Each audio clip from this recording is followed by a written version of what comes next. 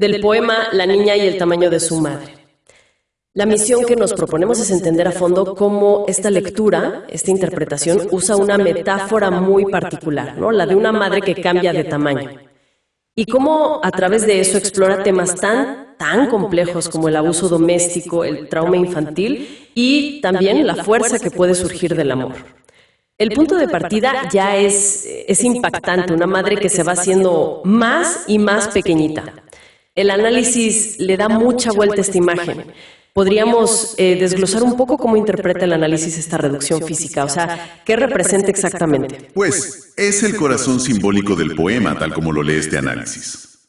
Ese achicamiento no es claro, literal. Es más bien una visualización muy potente de un proceso interno. Y devastador, representa la pérdida progresiva de autoestima, de voz, de dignidad, ¿no? Del poder personal que sufre la madre bajo el peso de la violencia y el miedo constante. Lo que el análisis destaca, y me parece muy revelador, es cómo este encogimiento físico logra hacer visible una erosión psicológica que, bueno, a menudo permanece oculta. Entiendo. Hace tangible lo intangible del trauma, digamos. Y el análisis menciona una inversión de roles interesante que surge de esto, ¿verdad? La niña observando a su madre encogerse. La niña, al ver a su madre disminuir, llega a preguntarse ¿quién cuidaba a quién? Esta pregunta, según el análisis, encapsula perfectamente el peso emocional enorme y la madurez forzada que muchas veces cae sobre los niños en entornos de abuso. No es solo que la niña vea la vulnerabilidad, es que empieza como a asumir casi instintivamente un rol protector que no le correspondería. El análisis sugiere que esto altera fundamentalmente la dinámica familiar que uno esperaría. Y aquí es donde la interpretación se pone, especialmente potente, ¿no? El análisis señala un momento cumbre. La madre se ve reflejada tan chiquita como un ratón en los ojos de su hija. ¿Por qué es este el punto de inflexión según este texto? Porque actúa como un espejo ineludible. Ver su propia disminución reflejada en la mirada de su hija es, según lo interpreta el análisis, un shock, un reconocimiento brutal. Ya no es solo su percepción interna, es ver cómo su estado afecta a la persona que más ama. Esa mirada infantil que uno esperaría que fuera de admiración o seguridad, pues refleja su fragilidad.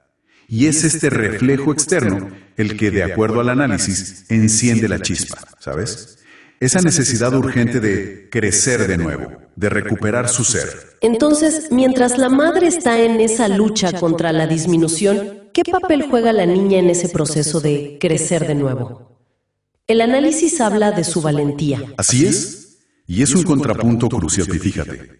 Mientras la madre encoge, la niña, paradójicamente, parece crecer en un tipo diferente de fuerza, la valentía emocional. El análisis la describe casi como si tuviera un arma secreta, que no es otra cosa que su amor incondicional y su presencia constante. No es una valentía ruidosa, o física. Es más bien una persistencia silenciosa, una mirada que no juzga, sino que acompaña. Es este amor, esta conexión que no se rompe, lo que el análisis postula como la fuente de fortaleza externa que la madre necesita para empezar a confrontar su realidad. Me parece súper importante esa distinción que hace el análisis sobre la valentía. No es no tener miedo, porque dice que la niña tiembla, sino actuar a pesar del miedo. ¿Y cómo se manifiesta esa acción, más allá de la mirada en sí? El análisis no detalla acciones físicas específicas de la niña, más allá de su presencia y su mirada, pero sugiere que su constancia, su negativa a apartar la vista, esa es la acción en sí misma. Es como un acto de testimonio silencioso. Y esta dinámica nos lleva directamente a cómo el análisis trata la figura del agresor.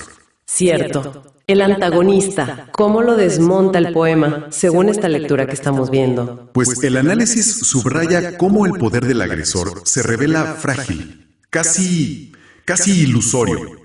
Dependía enteramente del miedo que infundía.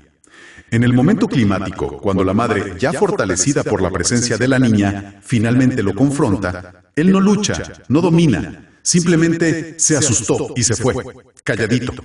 El análisis interpreta esto como una demostración clara de que su poder no era inherente, estaba construido sobre la sumisión de la víctima. Entonces, al romperse el miedo, se desvanece el poder, ¿no? Entendido. Una deconstrucción total de ese poder basado en el miedo. Entonces, ¿cómo cierra el círculo el análisis? ¿Habla de un abrazo, de sanación? Sí, pero va un poco más allá de un simple momento tierno. El análisis enfatiza el crecimiento, pero el crecimiento mutuo. La frase culminante es, esta vez habían crecido las dos. No es solo que la madre recupera su tamaño, su fortaleza interna. La niña también ha crecido. Ha crecido a través de su propia valentía y de haber, digamos, sostenido a su madre. El abrazo final simboliza no solo la reconexión, sino también la validación de ese crecimiento compartido. El análisis concluye que el poema es un testimonio muy poderoso. La violencia empequeñece, sí, claro que sí, pero el vínculo amoroso y la valentía, por pequeña que parezca, tienen una capacidad inmensa de restauración y crecimiento conjunto. Es una lectura que resuena, ¿eh? Deja mucho en qué pensar sobre esas dinámicas invisibles en situaciones así. Sin duda. Y quizás una reflexión final que este análisis nos provoca es justo sobre el poder del reflejo. ¿Hasta qué punto la manera en que nos ven las personas que amamos, y especialmente los niños, con esa mirada a menudo tan directa, sin filtros, puede convertirse en el catalizador más potente?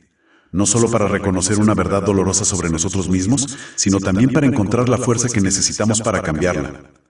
Nos deja reflexionando sobre cómo la conexión humana, esa mirada del otro, puede ser a la vez espejo y motor de transformación frente a la adversidad. Algo en que pensar definitivamente.